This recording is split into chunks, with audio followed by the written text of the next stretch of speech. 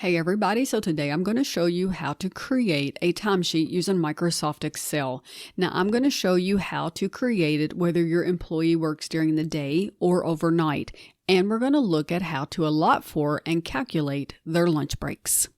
So here is a shell of our timesheet. Now the first thing that I want to do is go through and check all of my formatting. Now you don't have to do this at the very beginning, but I just find for me personally, if my cells and columns are formatted at the beginning, then it takes me less time once I get into writing functions and formulas and things like that, but it's totally up to you.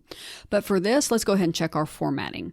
So our day of the week is general, which is fine because we're just going to be typing in the days of the week. For our date, we want to make sure that our date is formatted as a date, which I've just got month, day, year.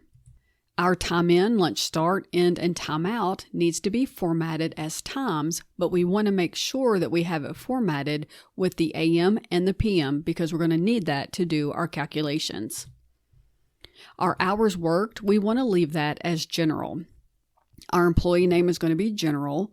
Our hourly rate and overtime rate are going to be currency. Total hours is going to be general. Regular hours and overtime hours are also going to be general, so that whatever we enter in there, that's what it is. Our regular pay, overtime pay, and gross pay need to be currency. Okay, now that we have that out of the way, the first thing I'm going to do is enter my employee name, which I'm just going to make this me. And my hourly rate, let's just say I make $25.50 an hour. Now see how great that is? It's already formatted, so I don't have to worry about it. Now let's go back and put in our day. Now I've created this timesheet to run Monday through Friday as the work week and to run on a 2-week pay period. So I'm going to go ahead and type in Monday. Now I can type Monday through Friday manually, or I can just pull it down and it'll do it for me. For my second week, I'm going to cheat and copy and paste. Now for our date, our first week runs 2/24 to 2/28 of 2025. And here again, we can pull it down and it'll enter it for us. And then our second week is running 3/3 to 3/7. And there we have our 2 weeks of dates. So for our time in, let's just say our employee comes in at 7 o'clock in the morning. 7 o'clock a.m. and they go to lunch at noon. 12 o'clock p.m. Their lunch ends at 1 o'clock p.m. and they leave for the day at 4 o'clock p.m. There we have our time. Now, to calculate our daytime work hours, we're going to do a function or a formula. We're going to do equals, and we're going to open 2 sets of parentheses, and we're going to put F2, which is our time out, minus C2, which is our time in. We're going to close 1 set of our parentheses, so that has taken the time out and the time in. Then we're going to subtract, we're going to open another set of parentheses, and we're going to account for their lunch time. So we're going to do lunch end, or E2, minus lunch start, or D2. We're going to close those parentheses, close them again, and then we have to multiply by 24 because there's 24 hours in a day. So as you can see, this says 12 o'clock a.m., and that's because we calculated time. So what we want to do is we want to put this back to general. Let's go ahead and tell it general, and there's our 8 hours. So what I want to do now is I want to pull this down, and we're going to see it show zeros because we don't have any time entered in here. And what I'm going to do is go ahead and I'm going to copy this, and I'm going to put it on my second week timesheet. And then I'm going to carry it down as well, which is going to show zeros. Now I'm going to enter some more time, but I'm not going to make you watch me do that. I'll be right back. Now to figure out their overtime rate, we know that that is paid at time and a half. So what we're going to do for that is we're going to do equals, and we're going to open a set of parentheses. We're going to take our hourly rate divided by 2 to find the half time, and then we're going to add it back to our hourly rate. Now, I know that seems like we're going in a circle, but that's one of the easiest ways to do it. So that's going to give us our hourly rate of $25.50 and an overtime rate of $38.25. So to get our total hours, we're just going to add up our total hours column. So we're going to go up and tell it to sum. We're going to tell it column G, and we're going to hit enter. And that tells us we have a total of 87 hours.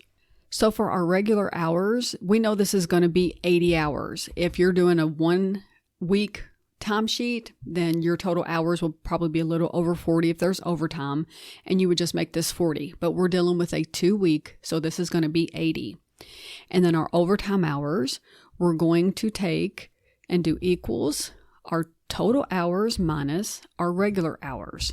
And that's going to give us 80 hours of regular hours and 7 hours of overtime. Now for our regular pay, we're going to do equals our regular hours times our regular pay, and that's going to give us $2,040. For our overtime pay, we're going to do equals our overtime hours times our overtime rate, which is going to give us $267.75. So to get our total gross pay, we're just going to add these two together. So we're going to tell it to sum, tell it those two, hit enter, and that makes our total gross pay $2,307.75. Now let's look at what to do when they work overnight. So this is for our overnight shift. And as you can see, we've switched everything to where it is they come in at 7 at night, their lunchtime is in the morning, and they clock out in the morning. So if we try to use the same function or formula that we use for our daytime employees, watch what happens. We get a negative number, and this is because Excel has a little bit of trouble calculating that when we start in the PM and we end in the AM. But there is a workaround for this, and that is the function called mod. Now, mod stands for modulus, which is just a fancy mathematical and trigonometry term for finding the remainder after something has been divided. So what we're going to do is basically use the same function or formula, but we're going to put another set of parentheses at the beginning, and we're going to type mod.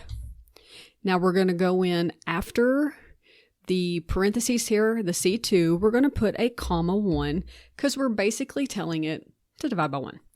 And then we're going to close another set of parentheses because we added one, and we're going to hit enter. Again, it changed it to 12 o'clock a.m. So we're going to go up and change it to general. Then we're going to carry it down, and we're going to copy this down to our second one and carry it down.